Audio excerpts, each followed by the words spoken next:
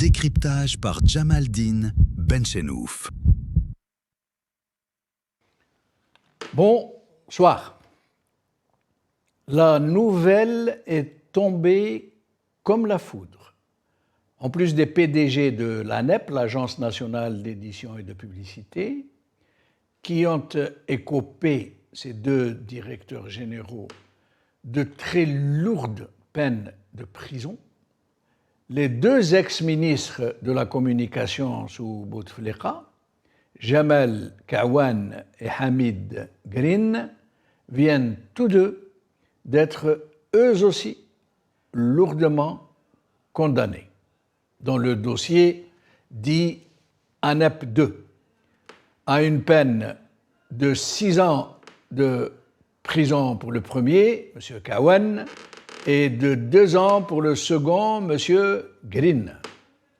Le plus curieux dans cette très lourde condamnation n'est pas autant dans sa sévérité que dans sa curieuse logique, dans les causes profondes qui l'ont suscité.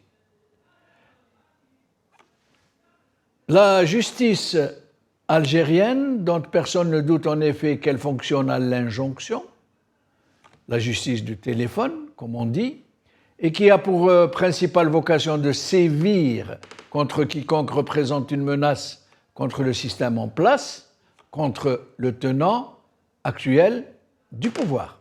Or, en l'occurrence, et à moins d'un règlement de compte dont on ne sait rien, qui pourrait procéder d'une vieille rancune thébaunienne, ces deux ministres n'ont jamais failli, entre guillemets bien sûr, bien au contraire, n'ont jamais failli à soutenir le pouvoir dominant, le pouvoir du moment, jusque contre les intérêts de leur nation, avec des méthodes et un excès de zèle qui confinaient à la veulerie, à la flagornerie la plus étalée.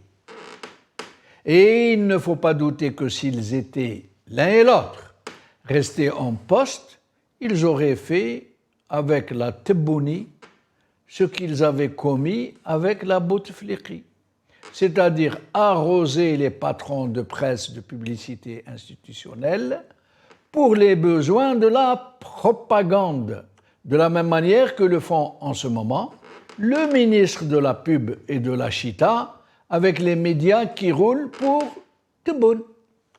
Pourquoi alors ces peines de prison, puisque les actuelles autorités qui officient à la Chita et à la propagande sont dans la même démarche, corrompre les patrons de presse, sévir contre les récalcitrants, mener le troupeau médiatique à la baguette pour un unanimisme bêlant et sans nuance. Qu'importe si, au passage, les ministres, les directeurs généraux se servent eux aussi, comme d'habitude, comme cela a toujours été le cas, comme c'est le cas aujourd'hui même. Pourquoi alors sévir ainsi, aussi durement, avec d'ex-ministres de la Communication et d'ex-PDG de l'ANEP, pour avoir veillé, en fait, au grain de la désinformation. De la même manière que le ministre actuel de la Communication et le DG actuel de l'ANEP font avec strictement le même zèle, voire même plus encore, puisque jamais les journaux et les télés du pays ne se sont autant étalés devant le pouvoir.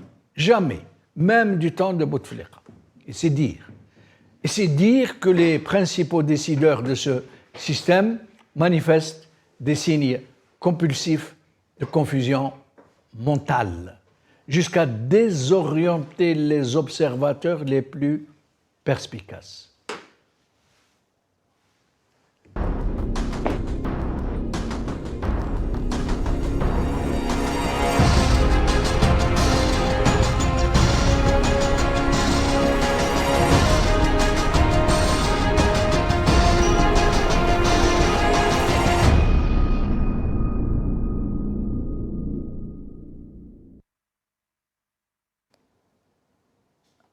condamnation des ministres, des deux ex-ministres de la communication et des directeurs généraux de l'ANEP.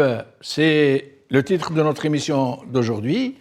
Et pour en parler, j'ai le plaisir de recevoir Mohamed Bakir, observateur politique, militant pour la démocratie en Algérie. Mohamed Bakir, merci d'être avec nous. Aux téléspectateurs. Et à Maître Salah Debbouze. Et à Maître Salah Debbouze, si tu ne l'as pas encore annoncé. Voilà, Maître Salah Debbouze, que j'annonce donc, avocat, défenseur des droits de l'homme, ex-président de la Ligue algérienne de défense des droits de l'homme, dissoute par le régime algérien, qui est avec nous depuis Bruxelles en visio.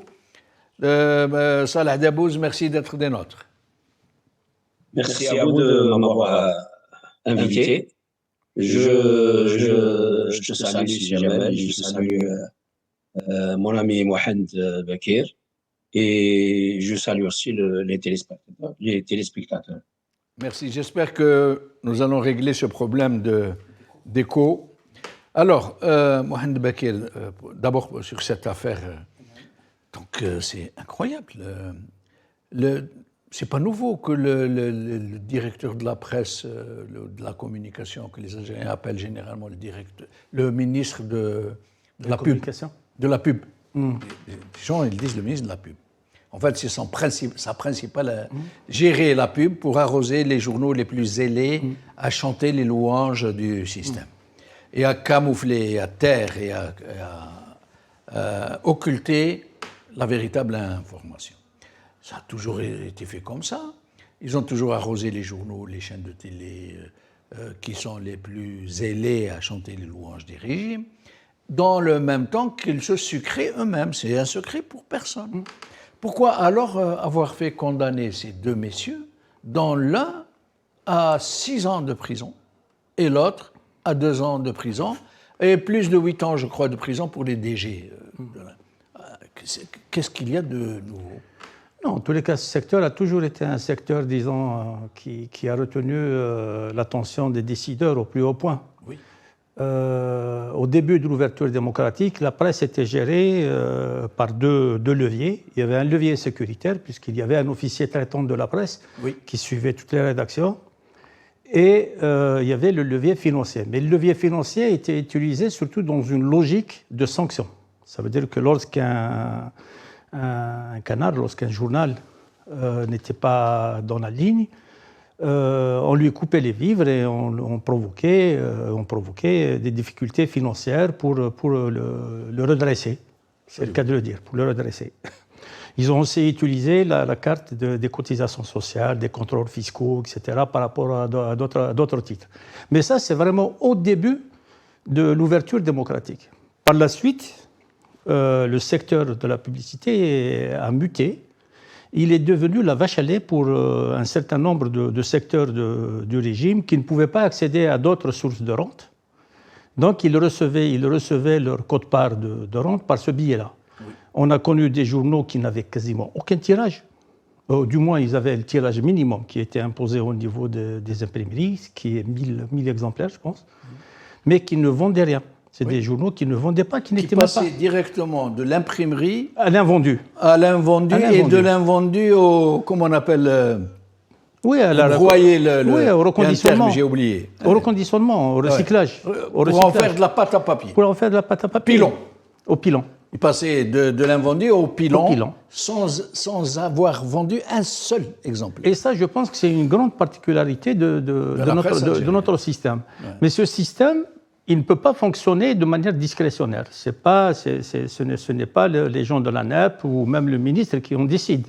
C'est des choses qui se dessinent de manière plus formelle et plus profonde dans le système. Ça veut dire qu'on décide de donner tant d'argent à tel journal et plus qu'un autre. Et derrière, vous avez des personnalités, ou vous avez des courants politiques, ou vous avez des gens qui sont chargés de missions. Il est normal que ce type de système connaisse des écarts. Ça veut dire qu'il peut y avoir la tentation, je suis ministre, je suis directeur de l'ANEP, je sais qu'il y a de l'argent qui est donné de la sorte, je peux essayer d'en profiter ou de faire profiter des amis. Ça, déjà, c'est un premier niveau de détournement du système, qui est lui-même un système détourné puisqu'il ne gère pas la publicité, il distribue de la rente. Et les règlements de compte au sein du système... Pour rappeler que c'est de la publicité qu'on appelle institutionnelle, institutionnelle, qui vient des fonds publics.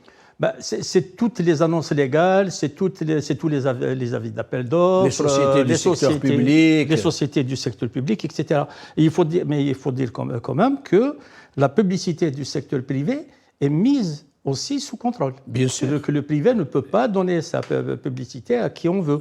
Lorsqu'un journal est déclaré persona non grata, journal non grata, il ne peut même pas recevoir de la publicité privée. Tout à fait. Ce qui est quand même très particulier, c'est une caractéristique très particulière de notre système. Ça, c'est le système en lui-même. Et des indiscrétions disent aujourd'hui que des gens bien placés à la présidence, les fameux conseillers qu'on dit, je ne sais pas quel est le rôle exactement, les courtisans, bénéficient de ce système-là.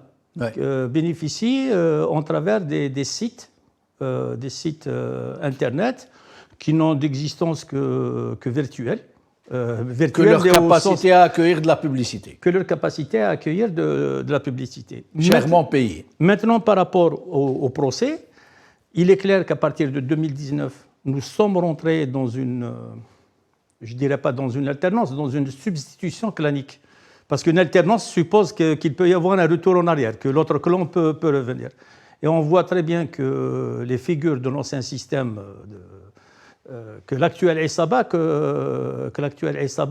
punit les tenants de l'ancien Aïssaba. Ça veut dire une question de rancune quelque part, puisque le système en lui-même n'a pas changé. De règlement de compte ? De règlement de compte. Parce qu'en ce moment, le ministre de la communication ou de la pub, comme on dit, il continue de régir et de gérer la pub. Et bien sûr. Et les DG le DG, pareil. On vient de le dire, des personnalités de la présidence perçoivent de l'argent qui vient de ce circuit-là. Pour arroser leur propre site. En travers leur propre site et pour mettre l'argent dans leur poche.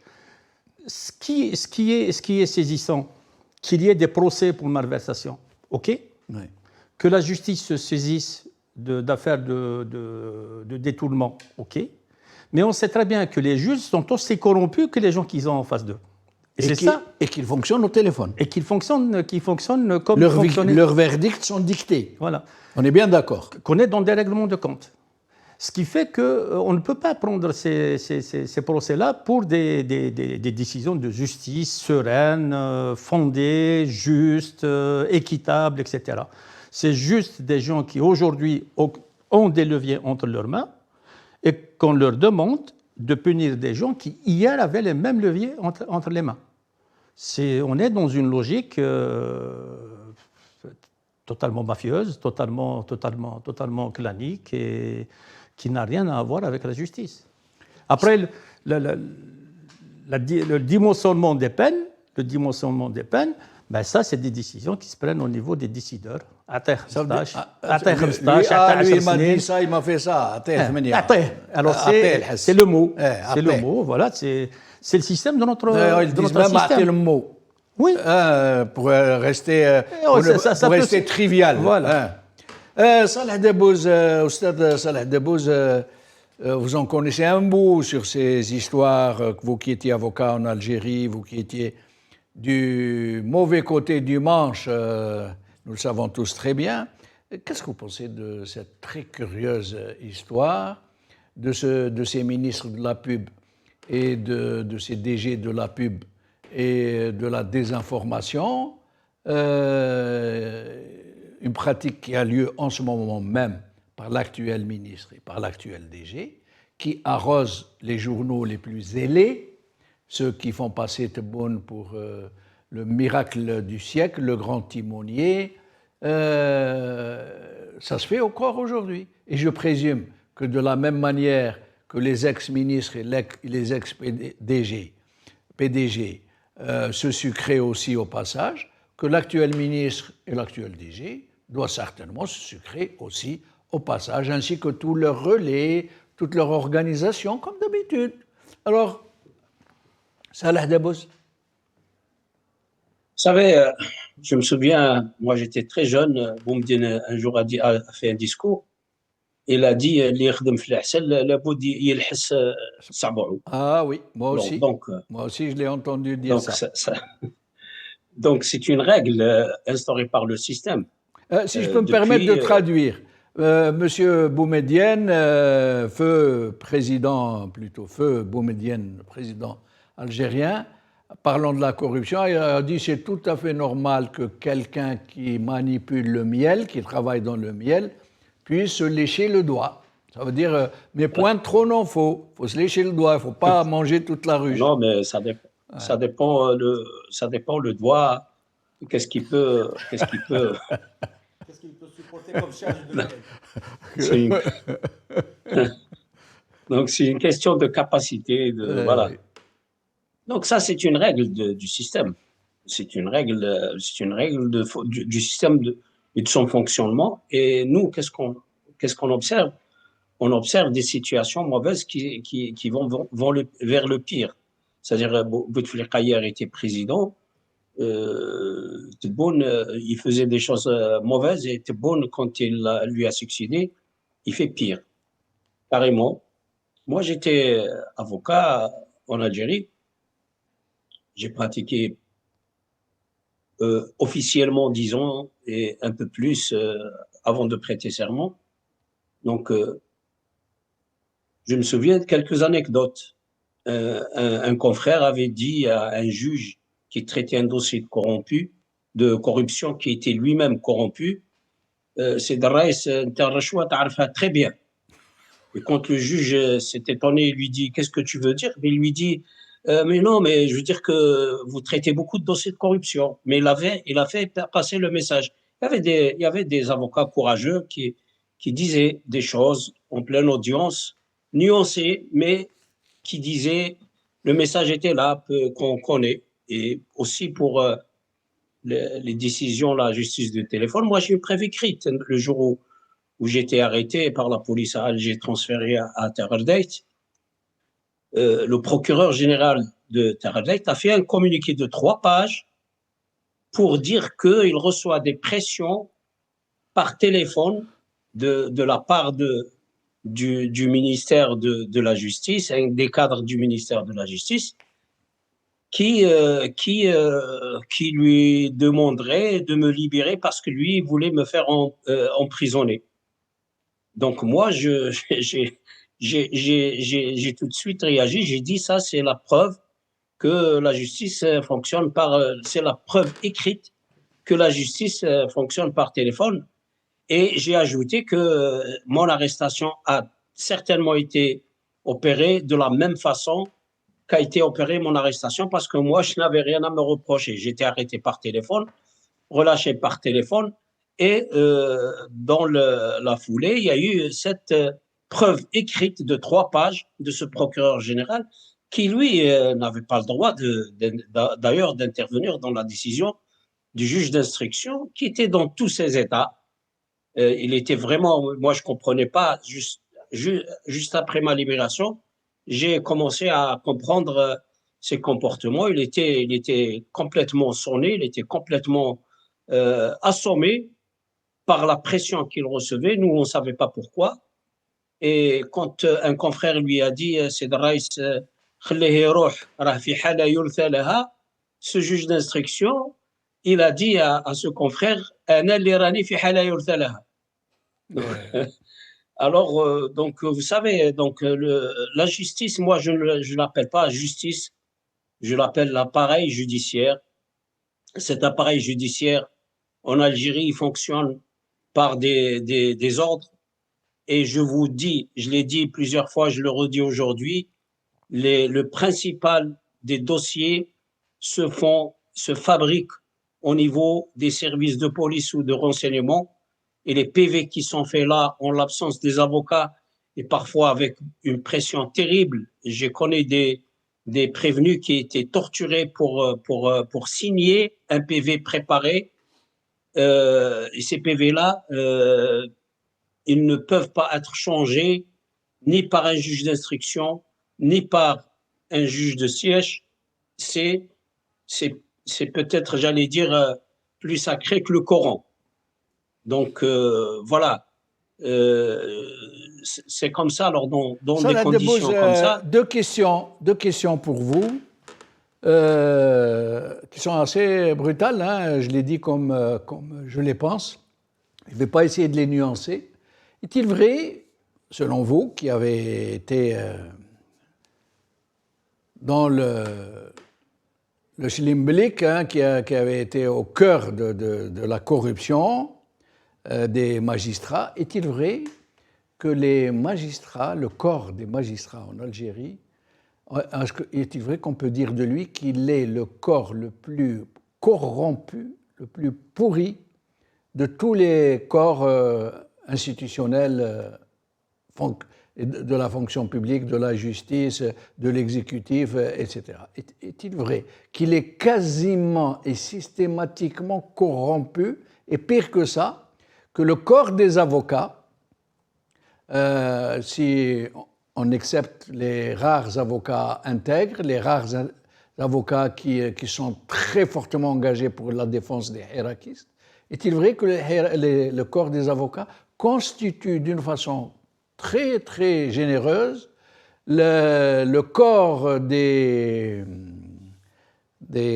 comment on dit, il y a un terme, de ceux qui ramènent les affaires aux magistrats, les relais de la corruption, ceux qui se placent entre le corrompu et le corrupteur, les rabatteurs, voilà ce que je voulais dire. Vous savez, moi je vais être franc et je vous dis ceci. Je connais des magistrats intègres. Je vous donne un exemple. Saad-Eddine Merzouk. Oui. Qui a constitué, avec d'autres magistrats, un syndicat indépendant des magistrats. Ils ont été sanctionnés. Le club des magistrats. Voilà. Et pour l'anecdote, pendant une grande période de préparation, ils se cachaient. Ils ne voulaient pas montrer leur identité jusqu'à ce qu'ils aient au moins 1000 adhérents avec eux pendant toute cette période qui a duré 4 ou 5 mois. C'était par mois que leur communiqué passait. Donc, c'était moi qui diffusais leur communiqué.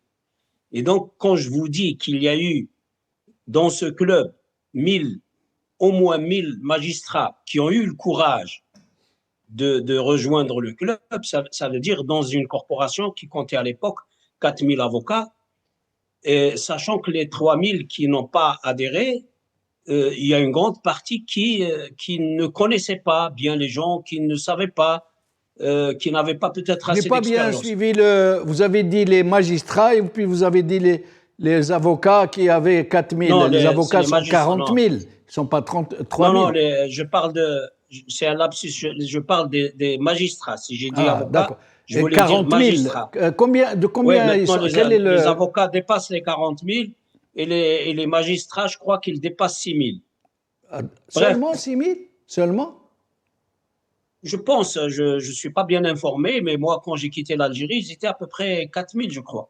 D'accord. Donc, maintenant, je pense qu'ils dépassent 6 000 ou un peu plus, je ne sais pas. Que devient le club des juges Après, je laisserai Mohamed intervenir.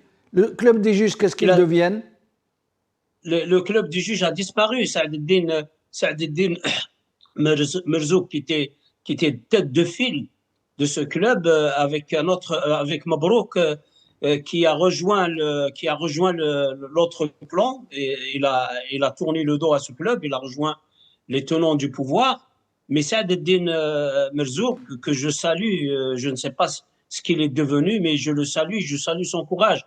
Mais pour vous dire que il y a une prédisposition chez le corps de la magistrature et chez même les avocats aussi de faire quelque chose de bien, mais c'est la nature du système qui empêche. Et dans la nature du système, vous avez les catastrophes qui se produisent. Ça a commencé par le recrutement. On ne recrute pas des gens qui sont forts de personnalité, qui peuvent apporter quelque chose de plus. On essaye de recruter les gens qu'on peut manipuler. Déjà, au départ, c'est faussé. Donc, les quelques-uns qui arrivent à passer par les mailles de ce filet, et qui essaient de faire du bon travail, ils sont sanctionnés, ils ne sont, du moins, on ne leur donne pas les postes les plus importants. C'est-à-dire, si vous êtes un magistrat correct, on vous donne un poste, par exemple à Adrar, pour faire le statut personnel, les affaires de divorce, les affaires de... Voilà. C'est-à-dire là où il n'y a pas de politique, là où il n'y a pas d'argent. Et Sidi Mohamed, on envoie qui? Sidi Mohamed, il ne faut pas toucher. Hein. C'est le tribunal des services de renseignement. Donc, en général, si vous êtes à Sidi Mohamed ou à Alger, ou même président d'un tribunal ou président d'une cour, normalement, vous êtes complètement contrôlable et vous obéissez aux ordres. Ce n'est pas toutes les affaires qui sont comme ça. C'est-à-dire, vous avez, je peux dire peut-être 10 à 15% d'affaires qui peuvent toucher à la politique ou à l'argent. Donc, ces affaires-là, on préfère, le pouvoir préfère avoir des magistrats qu'il peut manipuler. Des gens peuvent penser que, voilà, je suis en train de faire l'éloge, peut-être. Non. Ces 10%, c'est la catastrophe. Normalement, on devrait avoir une justice indépendante et normalement, les juges ne doivent avoir rien à se reprocher. Ils doivent juger en toute neutralité. Quand j'étais arrêté, je donne des exemples parce que je suis obligé de donner des exemples. Quand j'étais arrêté et que ce magistrat qui était dans tous ces états commençait à m'informer de ce que m'ont reproché, entre autres, il me dit, vous avez dit que la justice en Algérie était de très bas niveau et que celle de Taradet était encore pire. Et en me disant ça, il me dit, vous savez, avec cette déclaration, vous m'attaquez moi personnellement et mes collègues. Et je lui dis, alors monsieur le juge, vous ne pouvez pas me juger parce que vous devenez un adversaire. Et du coup, je demande que mon dossier, parce que maintenant, vous êtes en train de me dire que vous êtes déjà mon adversaire, vous et tous les juges de Taradet. Donc, vous n'êtes pas impartial, donc vous pouvez faire déplacer votre dossier. Il peut pas. Un magistrat qui se sent adversaire il doit, par déontologie, il doit se destituer. Même s'il avait le moindre doute, il doit dire, écoutez, je ne peux pas être objectif dans ce dossier, je ne peux pas être neutre et objectif, je préfère qu'un autre confrère le traite. S'il a un lien de parenté ou d'amitié ou n'importe quel élément qui peut Et restez influencer. avec nous, maître. Je vais faire tourner un peu le micro. Je reviens à vous, Mohamed Bakir, sur cette affaire. Avant de revenir à l'affaire en elle-même de la presse, le ministre, les ministres... Sur l'appareil judiciaire. Sur l'appareil judiciaire. Oui. Maître Debbouze a raison de souligner ce caractère, que c'est un appareil, que ce n'est pas une justice indépendante. Et il faut bien appréhender le côté systémique de la chose. Ce qui veut dire qu'on n'a pas affaire à des gens qui n'ont pas d'éthique, à des gens qui n'ont pas de morale et qui sont des corrompus. On a affaire à un système qui instrumentalise la corruption.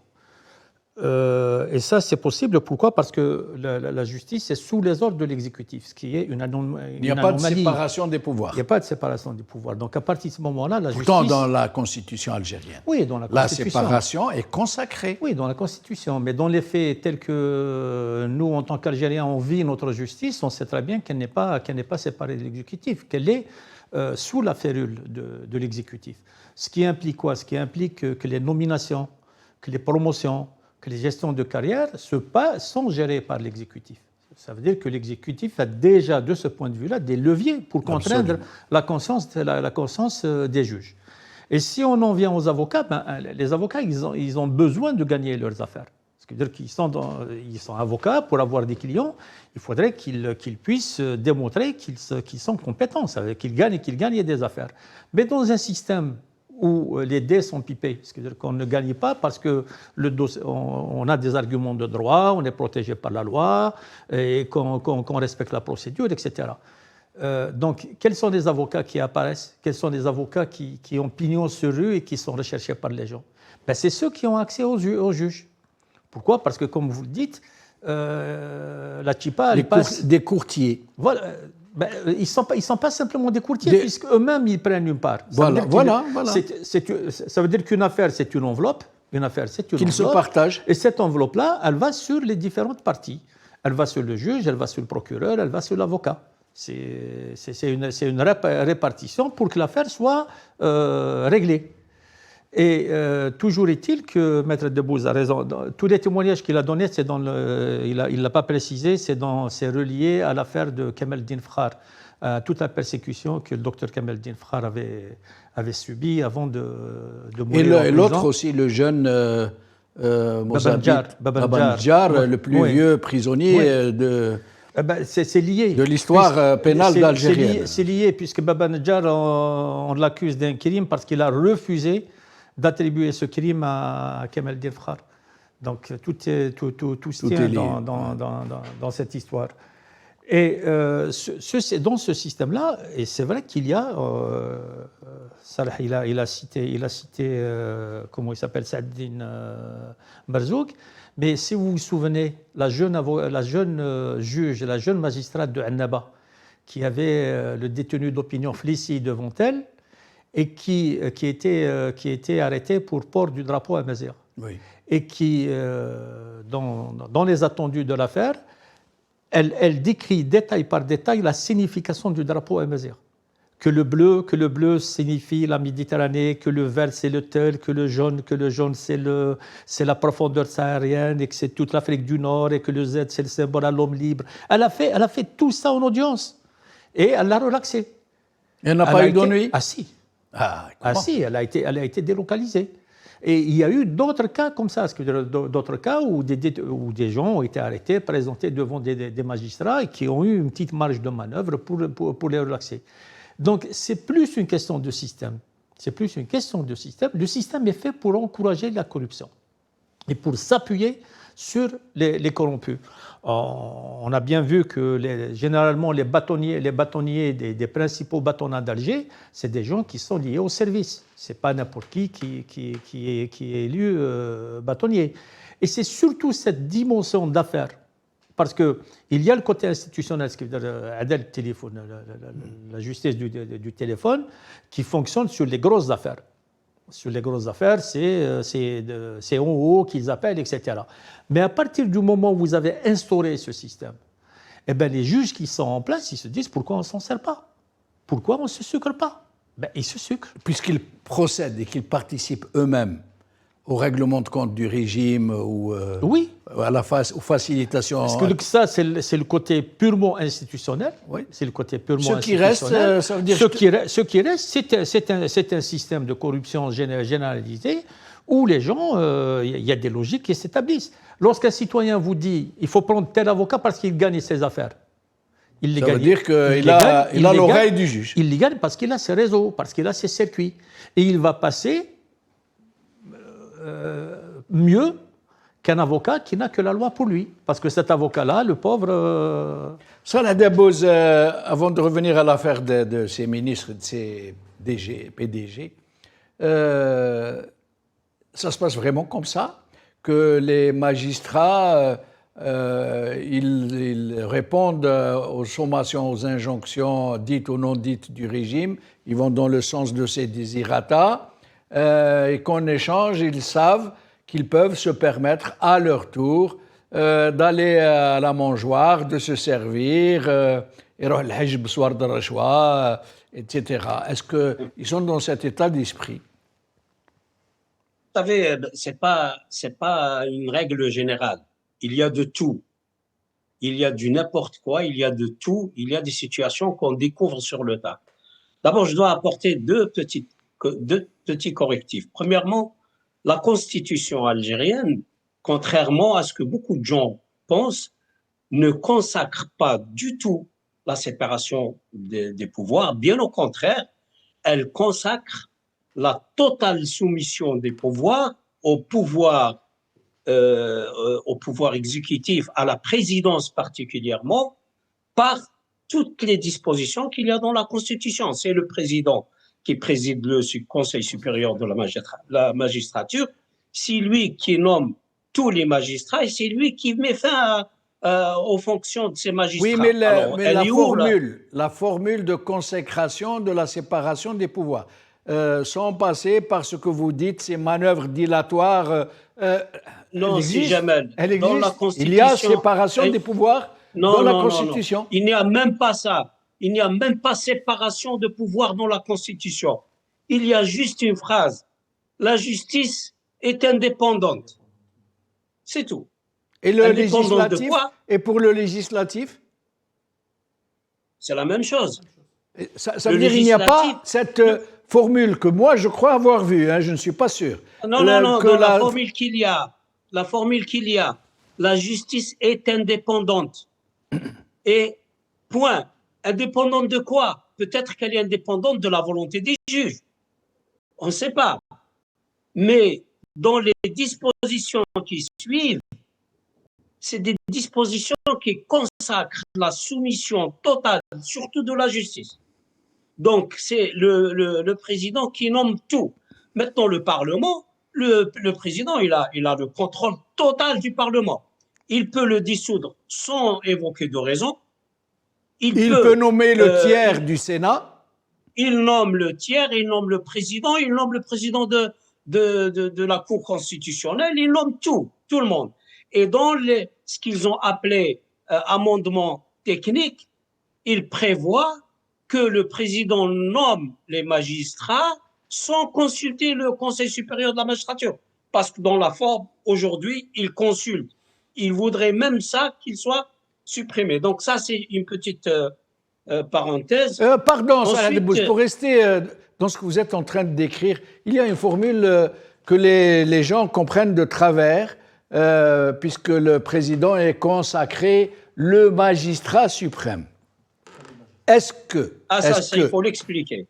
Justement, est-ce que magistrat suprême, ça veut dire celui qui officie aux affaires de l'État, hein, dans le sens antique de la Grèce, de Rome, ou est-ce que magistrat, ça veut dire juge? Non, pas du tout. Ce n'est ni celui qui doit... c'est même en France, le président, c'est le magistrat suprême. Mais il n'a aucun contrôle du système de la justice. En quoi il est magistrat suprême? Dans le fait qu'il a le pouvoir de gracier. C'est tout. Pourquoi?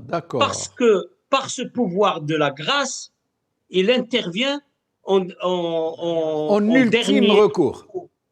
En ultime recours pour des raisons humanitaires justifiées, ou alors, c'est-à-dire c'est pas lui qui décide, c'est lui qui prononce cette grâce, mais c'est une grâce qui doit venir du fond de la société par ses représentants qui justifient une situation que la loi peut emmener malgré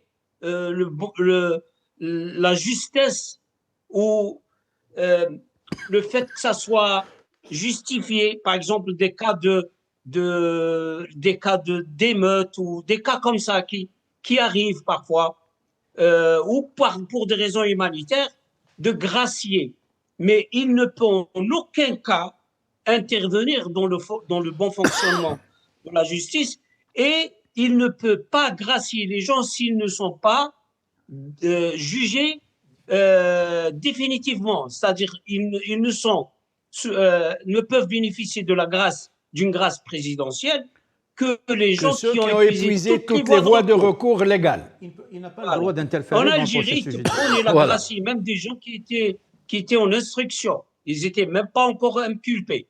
Ils étaient en mandat de dépôt, en instruction. Il n'y a même pas eu d'inculpation. Il les a graciés, il les a sortis des circuits de la justice. C'est-à-dire, il a tout annulé, il a tout fait capoter donc c'est du n'importe quoi. Début 2020. Oui. Hein. Alors, la deuxième chose, les avocats. Alors, c'est pas systématique, c'est Mohamed. Il y a des avocats qui font peur aux juges parce qu'ils sont très compétents. Il y a des juges qui n'aiment pas voir certains avocats. Il y a des juges, je connais des juges qui ont dit qui ont envoyé des émissaires aux justiciables, si vous voulez une décision clémente, il ne faut pas prendre tel et tel avocat. Parce qu'ils ne peuvent pas rendre des décisions comme ça s'ils sont en face de certains avocats qui peuvent étaler le dossier courageusement devant tout le monde. Donc il y a ce genre d'avocats qui sont... il y a ce type d'avocats qui sont très professionnels et qui peuvent bien travailler le dossier devant les juges. Il y a effectivement des avocats qui connaissent les juges, oui, qui connaissent les circuits, obscurs, qui sont des professionnels de la magouille. Et Mohamed Bakir qui souhaite... Dans les deux cas, le caractère systémique est le même. Que ce soit dans le cas où on recommande des avocats vers eux ou qu'on disqualifie des avocats compétents. Le côté systémique est le même, c'est le système qui nourrit ça. Oui, on est d'accord sur le fait que le système, il fait tout pour tout casser. Mais dans cette opération de casser tout ce qui bouge, il y a quand même des personnes ou des groupes, même pas seulement des personnes, qui résistent à ce système. On peut les trouver dans les corps de la magistrature, on peut les trouver chez les avocats, on peut les trouver un peu partout. Donc, et j'en connais quelque chose. Question un peu stupide de ma part, j'avoue, à l'avance, mais qui a besoin d'être posée parce que beaucoup de gens ne comprennent pas. Pourquoi est-ce que c'est chez les magistrats et chez les avocats intègres, l'inverse, pourquoi c'est les magistrats corrompus et les avocats qui font les courtiers pour eux, pourquoi il n'y a quasiment jamais de procès pour corruption? Parce que ça ne peut pas fonctionner. Qui va les juger? Non, le système est comme ça. Vous savez, je vais vous dire quelque chose que j'ai entendu d'un ex-procureur général. Moi, j'étais encore jeune, j'étais pas avocat encore. C'est un ex-procureur général que j'ai connu qui me racontait ça. Il m'a dit, à l'époque de Boumediene, où Boumediene ramenait toutes les organisations au FLN, donc c'était les organisations, tout est devenu FLN, c'est-à-dire les médecins, les architectes, tout. Et donc il y avait quelqu'un qui lui a dit, c'est de Rice, maintenant il y a les avocats qu'il faut ramener. Il a dit non, il ne faut pas toucher aux avocats. Pourquoi? Il leur a dit, si jamais demain nous on tombe et qu'on ait besoin d'avocats, moi je voudrais avoir des avocats professionnels, pas n'importe quoi. Eh ben, donc, le système est plus généralisé en vérité. Pourquoi? Parce que on est en train de parler des avocats et des juges. Mais ces avocats-là et ces juges, il y a les décideurs qui les cherchent. C'est-à-dire qu'il y a des oualis qui doivent avoir des connaissances dans ce milieu-là. Il y a les ministres qui doivent avoir des connaissances dans ce milieu-là. Bien sûr. Il y a les décideurs militaires qui doivent avoir des connaissances. C'est une machinerie. C'est une logique de système. C'est une logique de système avec ses rouages, ses mécanismes. C'est une logique de système. Et la protection, elle va dans tous les sens. Ça veut dire que le juge qui décide de fonctionner comme ça, qui décide de rentrer dans ces rouages. Il rentre dans la logique. Il est en connexion avec des procureurs généraux, avec des walis, avec des généraux. Et si un avocat ou un juge sort de cette logique, il dit, un juge par exemple, il dit, ah non, moi je ne veux pas qu'on me corrompe, je ne veux pas qu'on m'appelle au téléphone, est-ce qu'il pourrait gripper la machine? C'est plutôt sa carrière qui sera grippée. Sa carrière. C'est plutôt sa carrière. Ce n'est pas sa sécurité. Et c'est pour ça que la mise sur boiseau, la mise sous contrôle de l'appareil judiciaire est importante. C'est pour ça qu'elle est importante. Si on avait affaire à un appareil judiciaire qui est indépendant, qui serait géré par le Conseil supérieur de la magistrature ou qui serait électif à tous les niveaux, par exemple, il peut y avoir plusieurs modèles. Là, il serait difficile, le corrompu serait éjecté, il serait jugé. C'est un système de méritocratie. C'est un système de méritocratie et qui fonctionne selon la déontologie du métier. Selon les critères du système. Or, le système tel qu'il existe. Médiocratie ou corruptocratie. Et dans tous ces démembrements. C'est dans tous ces démembrements. C'est-à-dire qu'on ne peut pas dire qu'il n'y a que l'appareil judiciaire qui est comme ça. C'est tout le système. C'est tout le système. Et ce que dit Maître Debbouze peut être vérifié pour toute la société aussi. Dans l'administration algérienne, il y a des compétences. Il y a des gens qui sont compétents, il y a des gens qui sont marginalisés systémiquement. Ils sont marginalisés ou bien ils sont utilisés comme des tuteurs. Pourquoi ? Parce que quand on fait le choix de promouvoir les médiocres et les corrompus, l'édifice, il est branque-ballon, il est fragile. Et comme on a besoin de compétences... Et pour le consolider, eh ben, il faut mettre un petit peu de gens compétents de mérite dans tout ça. À l'intérieur, et ça fait les tuteurs, ça fait la solidité de l'édifice. Alors, question, ce sera la dernière pour vous deux. Qu'est-ce qui a fait que brutalement, soudainement et très vite, nous sommes arrivés à une sorte de paroxysme, comme si le système s'était emballé pour aller à ces extrêmes les plus négatifs. Je m'explique. Par exemple, du temps de Bouteflika, il y avait aussi de la corruption, il y avait aussi de la violence, il y avait de la répression, il y avait de la manipulation, de la subversion, de la propagande. Mais ce n'était pas comme aujourd'hui. Par exemple, il n'y avait pas autant de prisonniers politiques et de détenus d'opinion. On a affaire à une bête blessée. Nous avons affaire à une bête blessée. Le système a connu une déstabilisation. Ce qui veut dire que 2019, c'est une grande déstabilisation du système. Bien sûr, nous, ce qui nous intéresse... grâce au Hirak. Nous, ce qui nous intéresse, ce dont on parle le plus souvent, c'est le Hirak. Oui. Le Hirak, le côté magnifique des manifestations, la mobilisation des Algériens, tous les traits positifs qu'on a vus dans la rue, etc., le vivre ensemble, etc. Mais il y a l'autre pendant. Tout à l'heure, j'ai dit Isaba,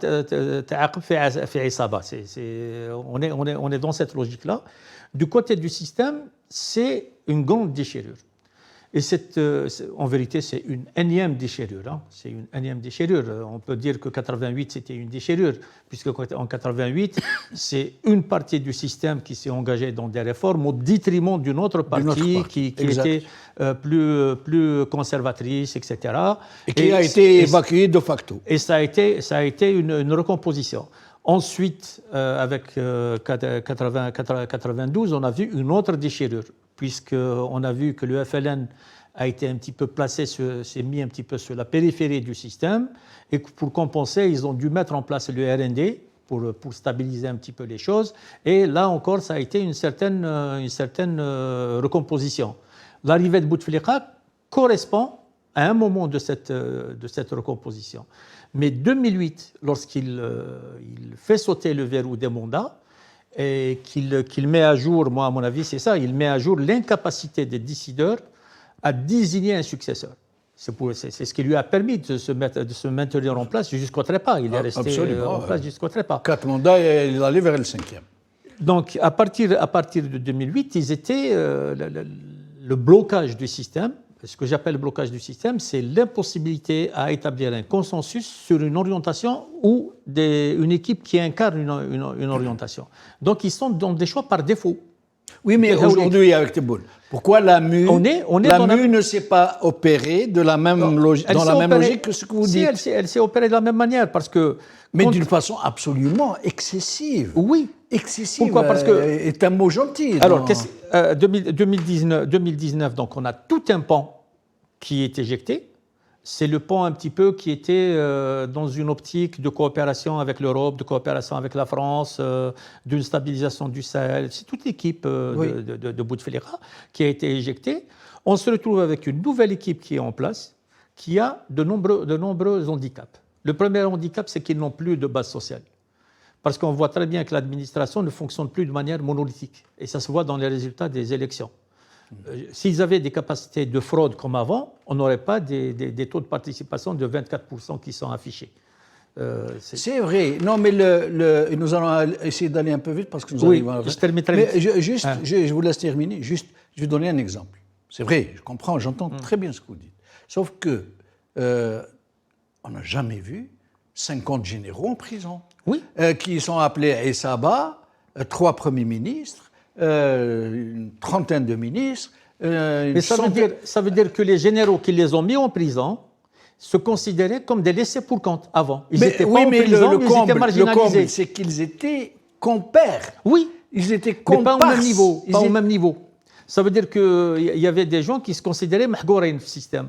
Et à la faveur de 2019, ils ont pris la revanche sur Nas li Kanou. C'est une sorte de parricide hiérarchique. Voilà, on voit très bien qu'ils ont perdu leur base sociale. Il y a des pans entiers qui sont partis. Ils ont perdu la cohésion de l'appareil judiciaire, de l'appareil de fraude, de l'appareil de contrôle de la société, qui sont toujours dans l'incapacité à tracer une voie et à définir cette voie, à l'incarner dans une équipe, et ils n'ont plus de parapluie à l'international, puisqu'ils sont sur des dissonances. هذا هو مع الروس هذا هو مع الامريكان هذا هو مع الترك هذا مع الفرنسا etc. alors pire اليوم اني مع هذا غدوه اني مع هذا comme en ce moment ils se mettent avec l'Arabie Saoudite sur un positionnement absolument absurde, hilarant, tout ce qu'on veut. Ça veut dire que nous avons affaire à une bête blessée. C'est un système c'est un pouvoir qui est extrêmement faible, qui ne peut pas souffrir un réveil de la société et qui a peur de ses propres composantes. Parce que على بالو باللي في ذاته يتاكل من الداخل. Ce que vous appelez l'autophagie. Salah Dabouz, sur cette question, et ce sera le mot de la fin, cette explosion, cette autophagie, cette anthropophagie, ce cannibalisme du système, maintenant qui n'hésite plus à dévorer les siens, on l'a vu avec un journaliste il y a quelques jours, on l'a vu avec ses ministres, on l'a vu avec les gens qui peuplent les prisons, les généraux qui ont fui le pays, et je passe sur tout le reste. Comment expliquez-vous une telle, j'allais dire, excentricité, mais qui est très brutale, très vive, très profonde? Alors, avant de faire le dernier commentaire sur ça, je veux juste apporter une petite remarque sur les magistrats. Attention, il faut faire la part des choses. Ce n'est pas tous les magistrats qui sont corrompus, mais c'est tous les magistrats presque qui sont soumis. Parce qu'il peut y avoir un magistrat honnête, mais qui est obligé de rendre une décision en faveur du système. On lui donne des ordres, on n'a pas besoin de lui donner de la corruption. On lui donne des ordres, tu dois mettre cette personne en prison, sinon tu es licencié, il fait ça. Bon, ça c'est une parenthèse. La corruption, c'est un autre phénomène. Maintenant, le système, on est en train d'observer les conséquences. Parce que les causes, on les connaît. Les causes, c'est drame bzaf, les incompétences bzaf, et le parti unique qui continue à fonctionner, un système qui fonctionne par les renseignements, l'armée qui est très forte contre le peuple, pas pour défendre le pays. Ça, c'est un système qui est conçu modèle post-Deuxième Guerre mondiale. C'est-à-dire à l'époque, après la Deuxième Guerre mondiale, beaucoup de systèmes étaient comme ça. C'est des systèmes qui sont... Le système algérien, c'est un système hybride, mais géré à base clanique. C'est-à-dire, Kabila, le réflexe de Kabila, le clan, mais habillé par des choses qu'on ramène de Russie, un peu de France, un peu des États-Unis, l'influence de l'argent, l'idée de faire par l'argent, c'est les milliardaires, les milliardaires qui tombent du ciel comme ça, vite fait, et c'est à l'américaine.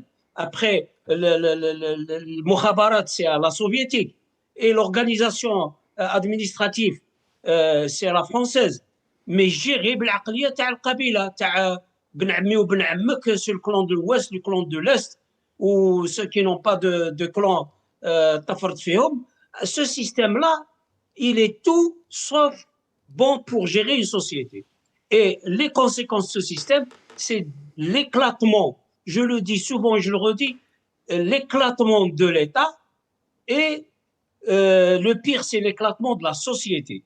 Et nous avons les prémices. Maintenant, on est en train de voir.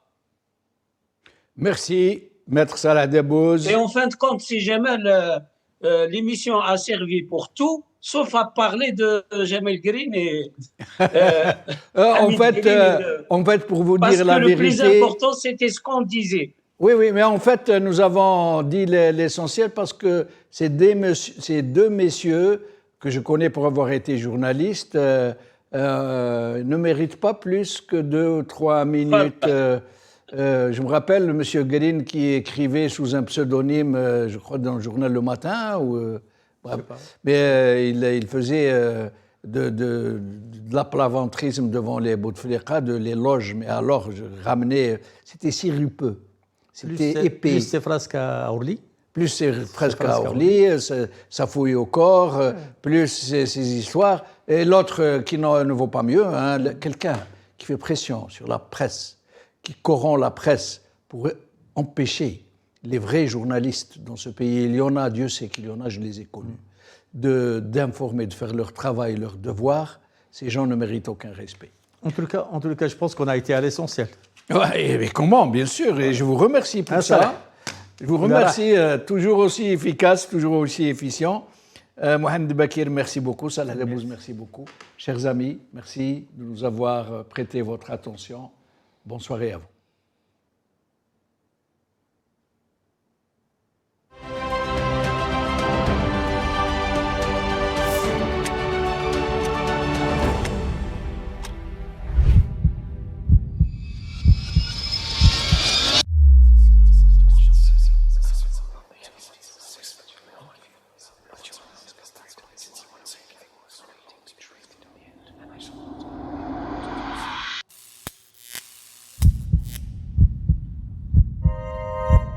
Décryptage par Jamaldine Benchenouf.